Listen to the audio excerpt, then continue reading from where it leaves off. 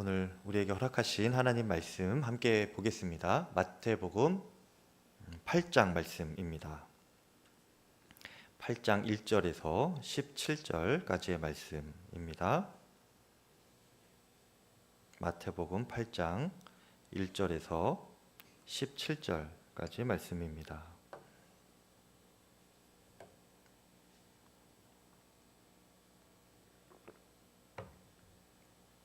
저와 교독하시고 마지막 함께 읽겠습니다. 예수께서 산에서 내려오시니 수많은 무리가 따르니라.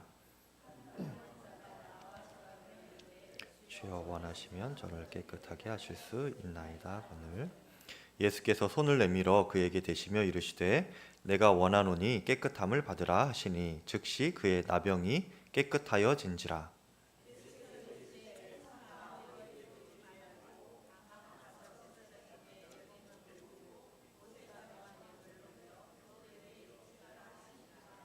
예수께서 가버나움에 들어가시니 한 백부장이 나와 간구하여 내 하인이 중풍병으로 집에 누워 몹시 괴로워하나이다.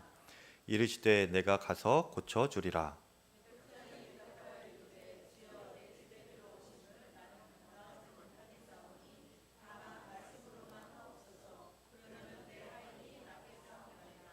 나도 남의 수하에 있는 사람이요 내 아래에도 군사가 있으니 이더러 가라 하면 가고 저더러 오라 하면 오고 내 종더러 이것을 하라 하면 하나이다.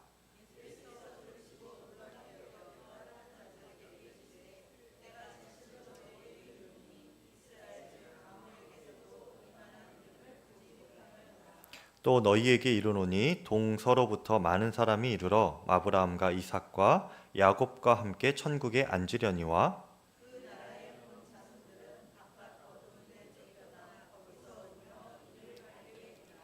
예수께서 백부장에게 이르시되 가라 내 믿은 대로 될지어다 하시니 그 즉시 하인이 나으니라.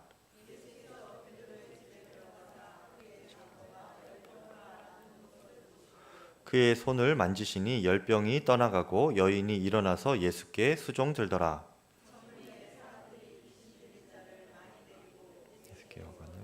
예수께서 말씀으로 쫓아내시고 병든 자들을 다 함께 읽습니다. 이는 선지자 이사야를 통하여 하신 말씀에 우리의 연약한 것을 친히 담당하시고 병을 짊어지셨도다 함을 이루려 하심이더라. 아멘. 자, 하나님의 말씀입니다. 지난주까지 산상수훈 말씀이 다 끝나고요. 오늘부터는 예수님께서 산 위에서가 아니라 산 아래로 내려오셔서 말씀을 전하십니다. 1절에 예수께서 산에서 내려오시니 많은 무리가 따르니라 말씀하였는데요. 산상에서 예수님의 말씀을 들었던 그 사람들이 그 말씀이 너무 좋아서 예수님을 계속 따라다니고 있는 거예요. 그런데 이것은 참 놀라운 일입니다.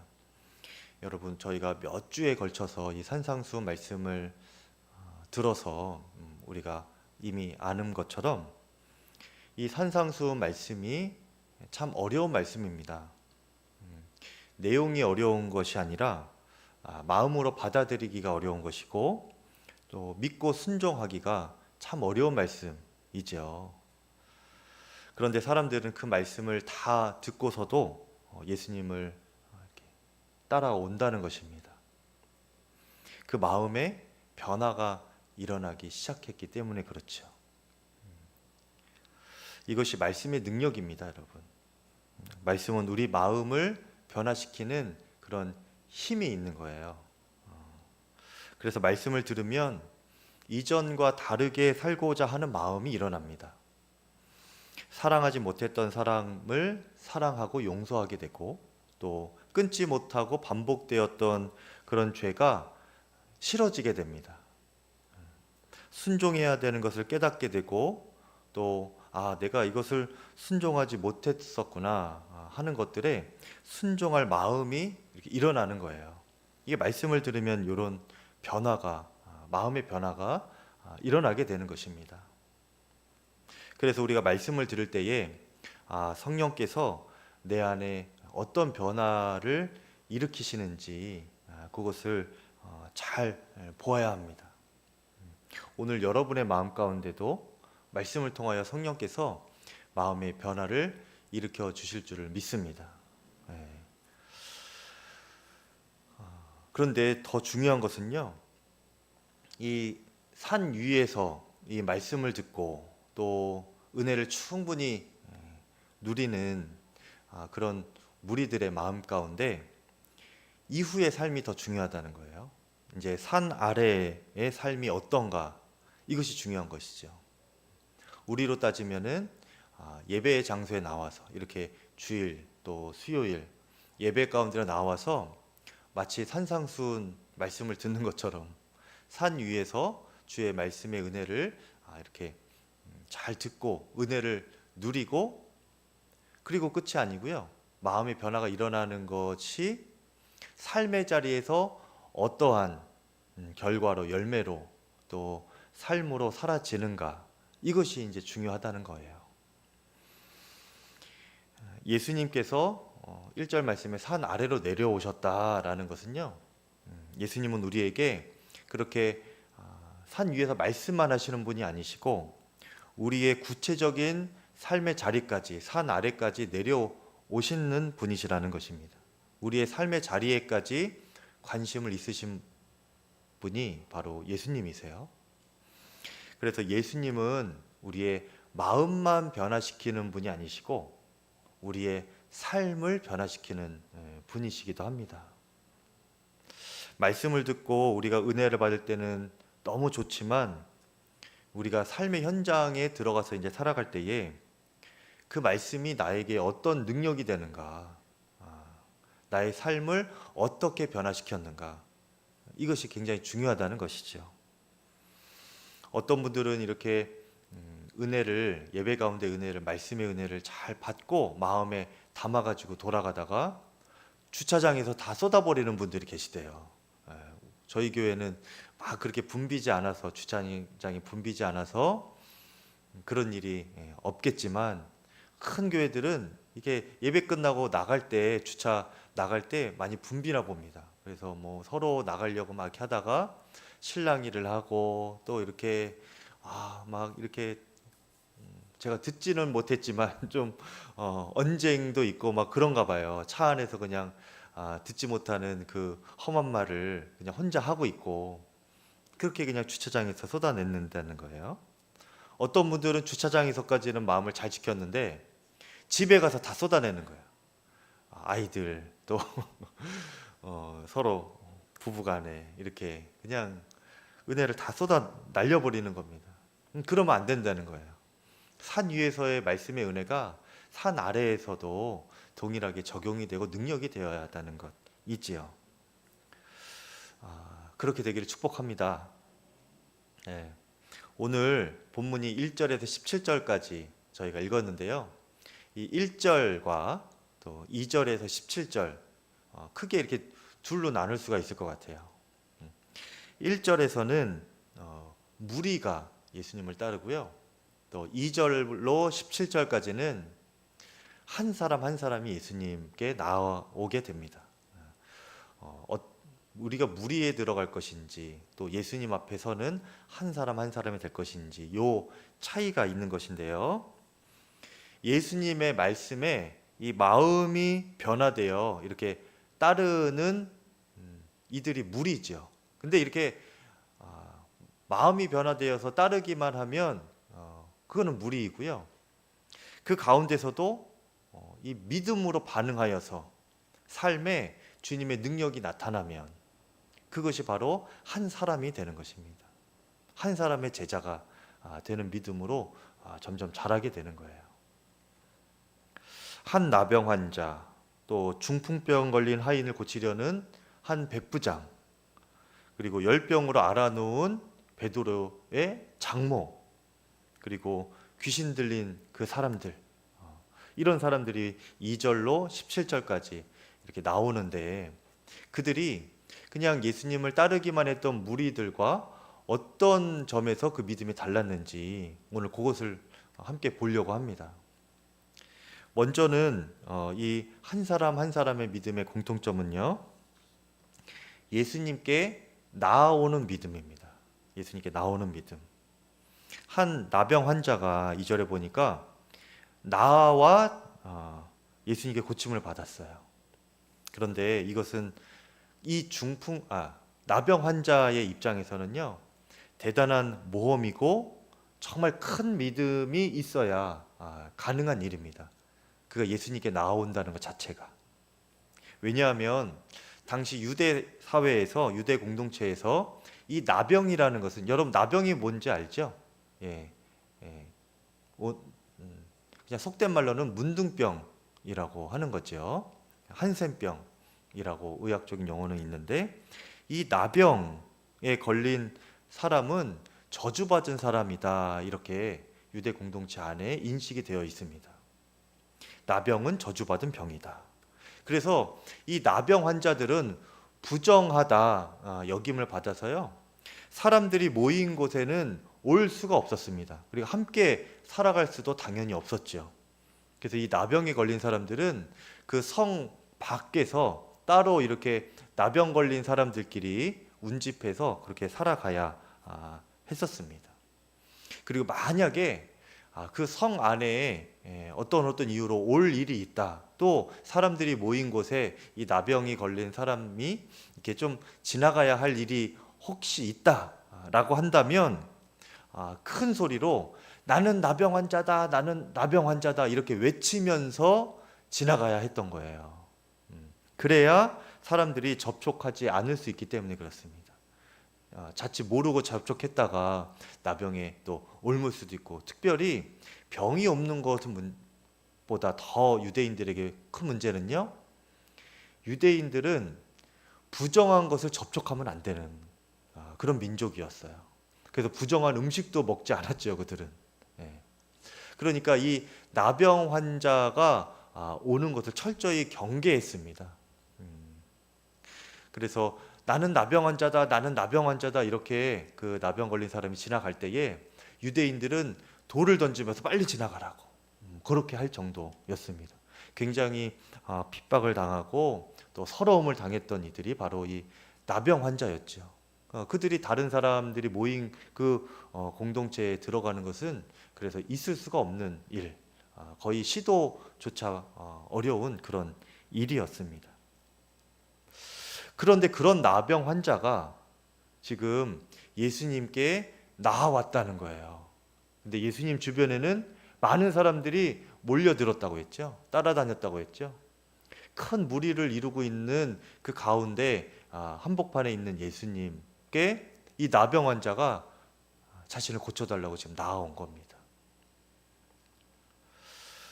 여러분, 이렇게 믿음의 첫걸음은요, 예수님께 나아오는 것입니다. 근데 여러분 이미 예수님께 이렇게 나아온 입장이시니까 이것이 뭐 그렇게 큰 일이라고 그런가, 이게 무슨 그렇게 큰 믿음이라고 그러나, 이렇게 생각할 수도 있지만 예수님께 나아오는 것은 정말 큰 믿음입니다, 여러분. 믿지 않는 이들의 입장에서는요, 굉장히 큰 믿음이 있어야 교회에도 나오는 거고 예수님께로 나아가는 거예요. 특별히 오늘날에는요, 오늘날에도 많은 사람들이 이 나병에 걸려 있어요. 오로지 나만 알고 있는 그 나병, 영적인 나병에 걸려 있습니다. 무엇을 하든지 기준이 나예요, 나. 사단이 많은 사람들에게 이 나병을 감염시켰습니다. 세상의 중심은 너야. 그래서 나만 알고 나 중심적이고 뭘 해도 나로 귀결이 돼요. 나에게 이론적으로만 뭔가가 이루어져야 됩니다. 그래서 세상의 매체에서도 뭐 드라마나 영화에서도 메시지가 그런 거잖아요. 너 자신이 제일 소중해. 너 멋대로, 내 멋대로 해라. 그런 드라마 제목도 있었어요, 여러분. 그렇죠? 세상의 중심은 나다. 내가 원하는 대로 하는 것이 가장 행복한 길이다. 이렇게 이기주의를 부추기는 메시지로 우리들과 우리의 자녀들을 현혹하지요. 언뜻 보면 매력 있고 맞는 말 같습니다. 인권을 존중해주는 말 같아요. 그런데 이것이 예수님의 메시지와 가르침 또 그 삶과는 정반대의 메시지예요. 그리고 정반대의 결과를 낳게 됩니다. 이런 이기주의 때문에 따돌림이 생기는 것이고 분열이 생기는 것이고 크게는 전쟁이 일어나는 것 아닙니까? 이런 나병에 걸리지 않기를 바랍니다. 영적 나병에 걸린 분들 마음에 소문을 얹고 한번 주님 앞에 기도할 수 있기를 바라요. 그래서 나병에 걸리면요, 웬만해서는 주님께 나오기가 어렵습니다. 몸은 나와 있어도 마음은 주님 앞에 나아갈 수가 없어요. 나 중심이고 내가 우선인데 어떻게 그렇게 나는 죽고 예수로 살자 하는 이 메시지를 받을 수가 있겠습니까? 나는 죽어도 못 죽습니다. 예수님이 죽으시면 죽으셨지 나는 살아야겠습니다. 말씀 들을 시간이 어디 있습니까? 기도할 시간이 어디 있습니까? 봉사하고 헌신하고 그럴 시간이 어디 있습니까? 낯쓰기에도 바쁜데 헌금할 돈이 어디 있습니까? 다음에 여유가 있으면 그때 교회도 나오고 믿음 생활도 하고 내가 봉사도 하고 헌신도 하고 그때 헌금도 하고 제가 그렇게 하겠습니다 하면서 웬만하면 못 나와요. 믿음이 없으면 못 나오는 겁니다, 여러분. 이렇게 나오시는 여러분이 큰 믿음의 사람들인 거예요. 나오는 것 자체가. 우리는 그 믿음이 있기에 이 자리에 있게 된 줄 믿습니다. 그 믿음을 주신 주님께 감사하는 거예요. 축복합니다, 여러분. 그렇게 주님께 나와서 어떻게 나병 환자가 했는가 하면 절하여 이르되라고 했어요. 절하여 이르되. 여러분, 이르되라는 것은 주님께 이야기했다는 거죠. 쉽게 말하면 기도했다는 것입니다. 근데 어떻게 기도했는가? 절하여 이르되라고 했어요. 여기서 절하여라는 것은 경배하다라는 의미입니다. 경배하다라는 뜻이 있어요. 동방 박사들이 아기 예수님께 나아가서 경배했죠. 그때가 이 절하여입니다. 그러니까 이것은 단순히 그냥 윗사람에게 어떤 높은 사람에게 예를 갖추려고 그렇게 엎드리는 정도가 아니고요. 어떤 신적인 권위를 가지고 있는 대상에게 엎드려 절하고 경배하는 그런 의미가 담겨 있는 것입니다.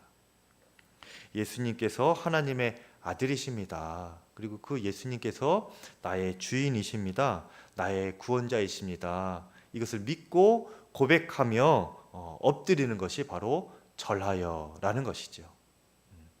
그렇게 절하여 기도한 것입니다. 예수님의 전능하심과 주권을 인정하면서 그렇게 경배하며 기도하는 것이죠.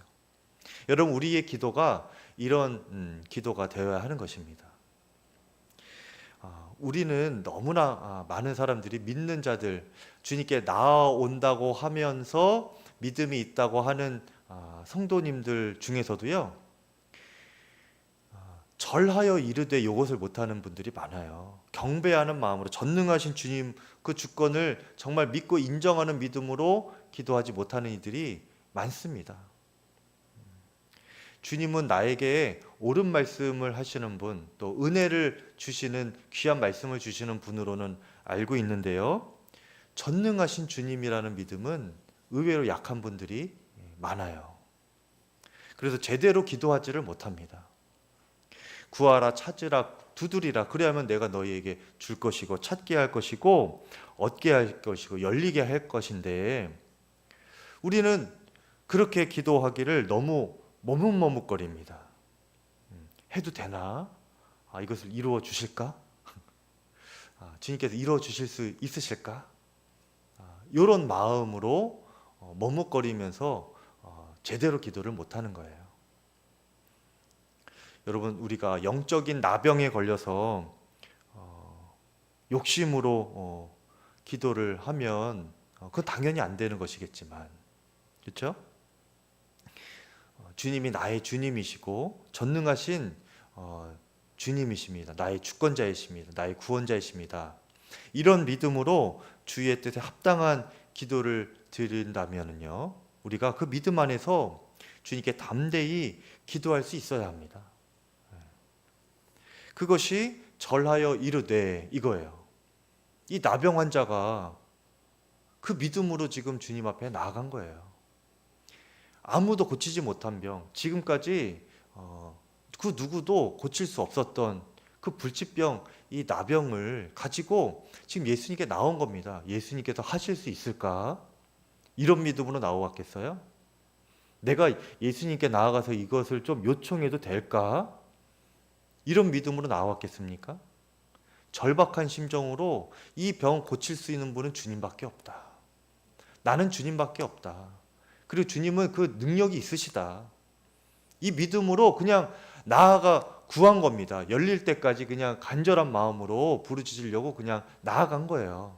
돌 맞을 돌 세례를 받을 각오를 하고 용기를 내어서 담대하게 주님께 기도를 한 것입니다. 그렇게 구해서 열리지 않았습니까, 여러분? 이후에 나오는 백부장의 믿음에서도 이 절하여 이르되 이 믿음이 있었어요.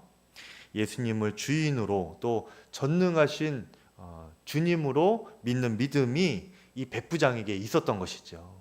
그렇게 예수님께 기도한 겁니다. 간구한 거예요. 지금 어떻게 했습니까?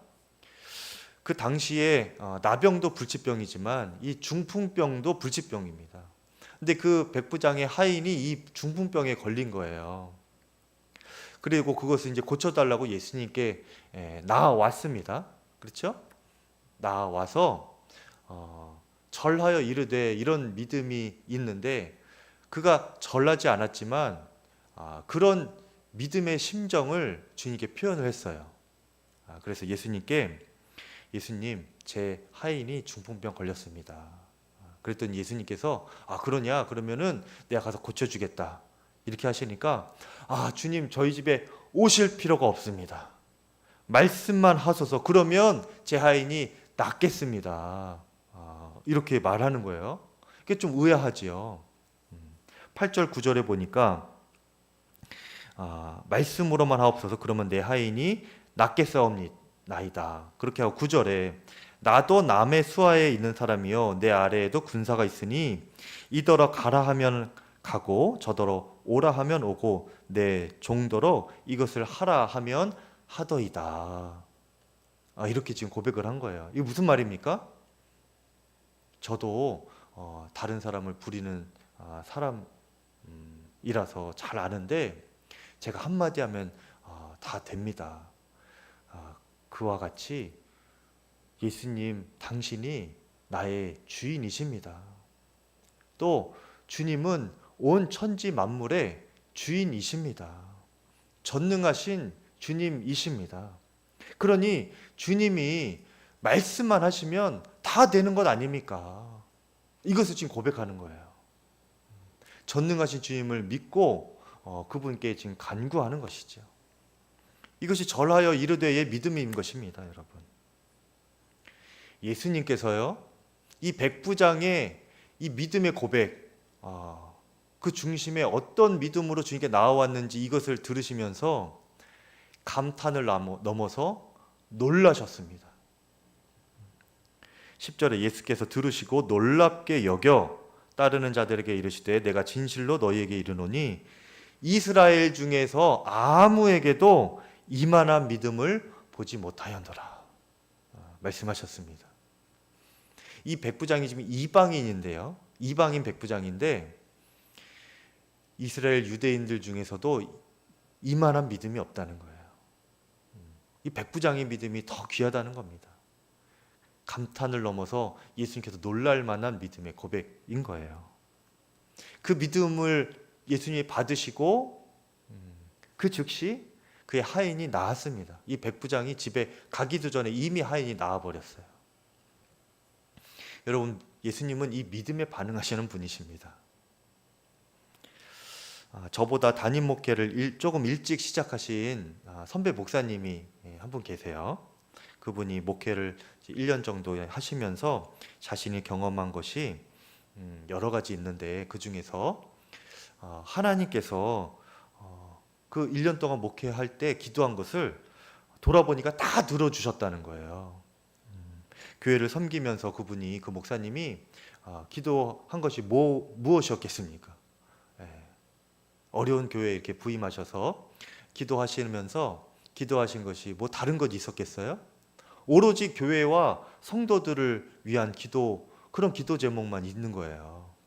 그러니 주님 안에서 절박하고 또 순전한 그 심정으로 또 주님께서 다 이루어 주실 것을 믿고 기도하니까 그것이 다 이루어졌다는 겁니다.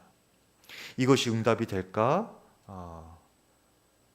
그렇게 생각했던 것까지 다 이루어졌대요. 심지어는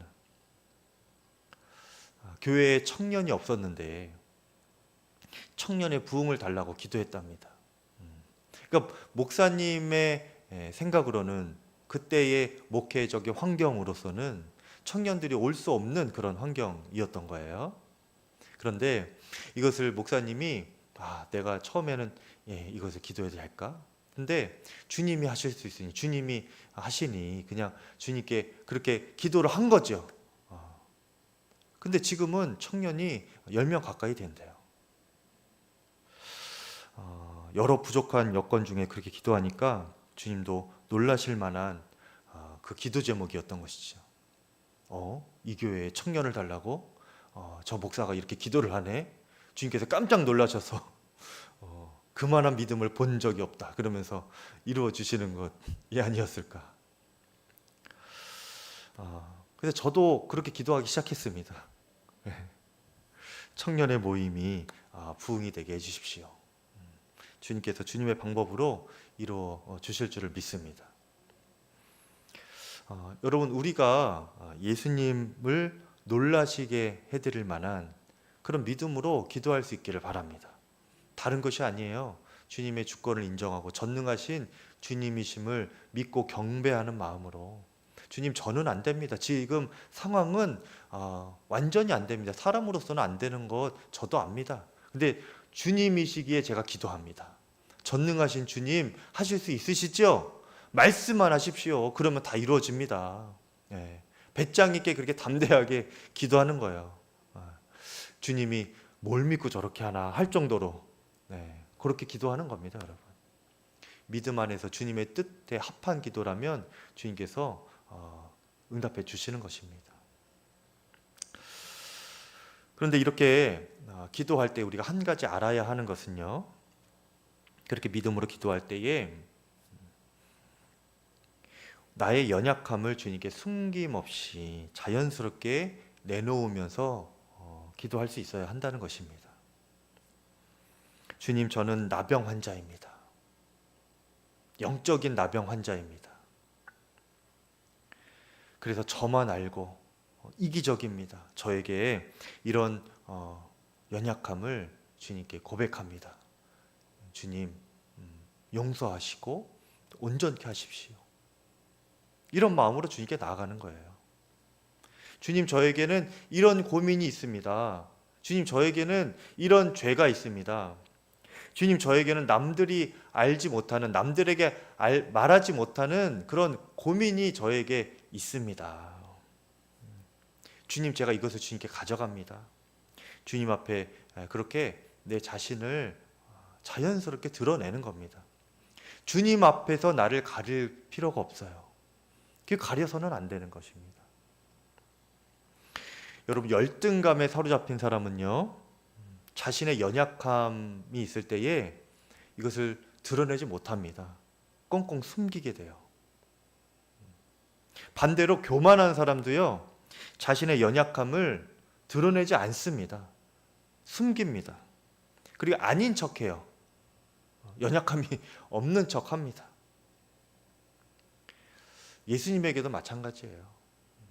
우리가 열등감으로 주님 앞에 나아갈 필요도 없고 또 교만한 마음으로 예수님 앞에 나아가지 않아야 합니다. 믿음이라는 것은요, 이런 것 저런 것 다 내려놓고 주님 앞에 자연스럽게 나를 온전히 드러내는 것, 그게 믿음의 기도입니다, 여러분. 예수님 앞에서 나의 연약함을 드러내야, 그래야 해결함을 받을 수가 있는 것이지요. 오늘 말씀에 나오는 한 나병 환자, 또 중풍병 걸린 하인을 고치려는 백부장, 열병으로 앓아놓은 베드로, 장모, 귀신 들린 사람들 다 연약함이 있는 것이죠. 병이 있는 것이죠. 근데 그것들 가지고 그 상태로 주님께 나아간 겁니다. 절하여 이르되, 이 믿음으로 주님께 고침을 받은 거예요. 우리에게 그 믿음이 있기를 바랍니다. 예수님은 그러한 믿음을 보시고 그들을 고치신 거예요. 그리고 고치실 때에 믿음으로 나아가는 사람에게는 반드시 뒤따르는 은혜를 허락하시는 겁니다. 차별이 없어요. 능히 하실 수 있는 능력이 주님께 있기 때문에 차별 없이 그 은혜를 베풀어 주십니다. 여러분, 당시 나병은요, 저주받은 병이고 부정한 병입니다. 율법에 부정한 자와 닿지 말라고 했는데, 그 이유는 부정한 것에 닿으면 나도 부정해지니까. 그래서 부정한 것에 닿지 말라. 그래서 사람들이 나병 환자에게 가기를 금기시한 것입니다. 돌을 던져서라도 쫓아내려고 했던 것이죠. 그런데요, 그 법이, 그 원리가 예수님에게는 통하지는 않았어요. 무엇이냐? 부정한 나병 환자가 예수님께 믿음으로 나와왔을 때에 예수님께서는 그에게 손도 못 대시고 그를 이렇게 멀리 하신 것이 아니고요. 그에게 손을 내밀어서 손을 대시고 그 나병을 깨끗하게 해주셨습니다. 부정함이 거룩함을 만나서 깨끗해진 것이죠. 거룩해진 것입니다. 여러분, 이것이 주님의 능력인 거예요. 이것이 주님의 전능하심인 것입니다. 그러니까 우리가 주님 앞에 나아갈 때에 주님을 제한하지 않기를 바랍니다. 주님은요, 검은 것을 희게 하시고 없는 것을 있게 하시고 또 혼란 속에서 질서를 만드시는 그 주님이십니다. 능치 못하심이 없는 분이세요. 그래서 우리가 믿음으로 나아갈 때에 그 누구도 은혜 가운데 들어가실 수 있게 능히 해주실 수 있는 분이십니다. 차별이 없다는 거예요. 여러분, 차별은 언제 생기느냐? 차별은요, 능력에 제한이 있을 때 차별이 생깁니다. 돈도 제한이 있고 한계가 있으니까 누구는 많이 갖고 누구는 적게 갖게 되는 것 아닙니까? 음식도 누구는 많이 먹고 누구는 적게 먹게 되는 것 아닙니까? 자리도요, 제한이 있으니까 누구는 높은 자리 가고 누구는 낮은 자리 가는 것 아닙니까? 차별이 제한적인 능력이 있기 때문에, 능력에 제한이 있기 때문에, 인간의 한계가 있기 때문에 인간 사회에서는 차별이 생길 수밖에 없어요. 그런데 주님 앞에 나아가는 사람에게는 차별이 없습니다. 왜냐? 주님에게는 능력이 제한적이지 않기 때문에 그래요. 무한하신 능력이 있으신 분이어서 누구에게나 은혜를 끼치실 수가 있는 분이십니다. 근데 누구에게 해요? 믿음이 있는 사람에게. 믿음 뒤에 반드시 은혜를 베풀어 주십니다. 여러분, 베드로의 장모의 열병을 고치시는 장면이 나오는데요. 당시에 여인은, 여기에 여자분들이 많으셔서 제가 망설여지는데, 당시의 여인은 숫자에도 들어가지 않았어요. 수를 셀 때에 오병이어 그때도 뭐 3,000명 먹이고 5,000명 먹이고 뭐 그런 기적을 일으키는 그 숫자도요, 여자와 아이들은 뺀 숫자예요. 그것이 성경에 기록되어 있잖아요. 여자와 아이를 제외하고 5,000명을 먹이셨더라. 이게 무슨 말입니까? 그러니까 존재감이 없다는 겁니다. 그렇게 무시당하고 천대받고 그 하나의 인격체로서 존중받지 못하던 존재가 바로 여성이었어요.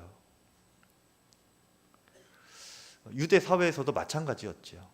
그런데 예수님은 그 베드로의 장모, 그 여인을 한 인격으로 대해 주시고 차별 없이 고쳐 주신 겁니다. 왜 뜬금없이 베드로의 장모님을 고친 내용이 왜 나오냐?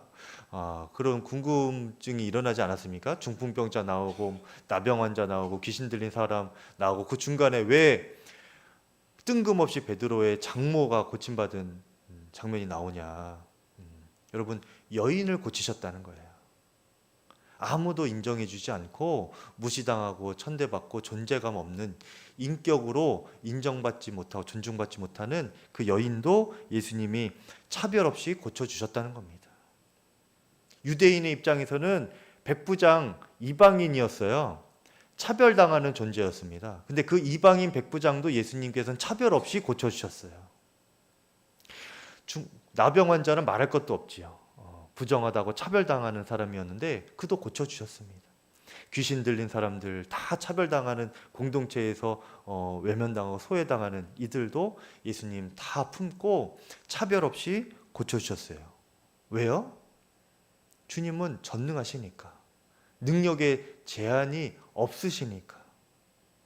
이 말은 무슨 말인가 하면요, 여러분, 우리 중에 그 누구도 연약하다는 이유로, 내가 뭐가 좀 부족하다는 이유로 주님 앞에 나아가지 못할 자가 없다는 것입니다, 여러분.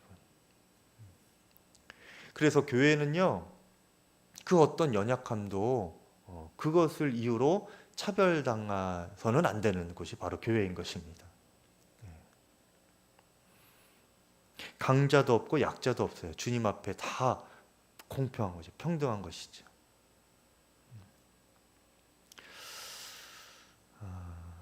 여러분, 예수님께서 보시는 것은요, 그의 믿음입니다. 예수님께서 차별하시는 것은 딱 하나, 그 믿음이에요. 믿음이 있는가 없는가, 그것을 보시는 것입니다. 여러분, 내가 연약하다고 해도, 죄가 있다고 해도, 또 부족함이 있다고 해도 그것을 예수님께 못 나갈 것이 없어요. 모든 허물을 위하여서 예수님이 십자가에 달리지 않으셨습니까? 오히려 연약하지 않은 척, 잘하고 있는 척 하면서 주님께 나아가면 그 사람에게는 주님이 역사하실 수가 없는 거예요. 믿음이 아니거든요, 그것은. 예수님은 그런 이들을 향하여서 뭐라고 말씀하셨습니까? 외식하는 자, 독사의 자식들아, 그렇게 바리새인 서기관들에게 경고를 하시는 거예요. 교만한 마음으로 잘하고 있는 척 하면서 나가는 것이 아니고, 주님, 제가 이런 연약함이 있습니다. 이런 죄와 허물이 있습니다. 주님, 제가 이런 말 못할 고민이 있습니다. 연약함이 있으면요, 그 연약함 그대로 주님께 나아가면 되는 것입니다. 17절 말씀에, 이는 선지자 이사야를 통하여 하신 말씀에 우리의 연약한 것을 친히 담당하시고 병을 짊어지셨도다 함을 이루려 하심이더라. 예수님이 이것을 위하여서 이 땅에 오신 겁니다. 우리가 믿는 예수님이 그런 분이에요. 그 예수님께 우리가 교만하지 말고 숨기지 말고 연약함 있는 그대로 나아가 우리의 연약함의 짐을 주님께 내어 맡기실 수 있기를 축복합니다. 그 연약함을 짊어지시는 예수님께서 우리의 모든 사정과 형편을 다 아시고 우리의 믿음을 보시고 능히 고쳐주실 줄을 믿습니다. 이 시간은 우리 함께 찬양하고 합심하여 기도하겠는데요. 약할 때 강함 대신에 함께 찬양하겠습니다.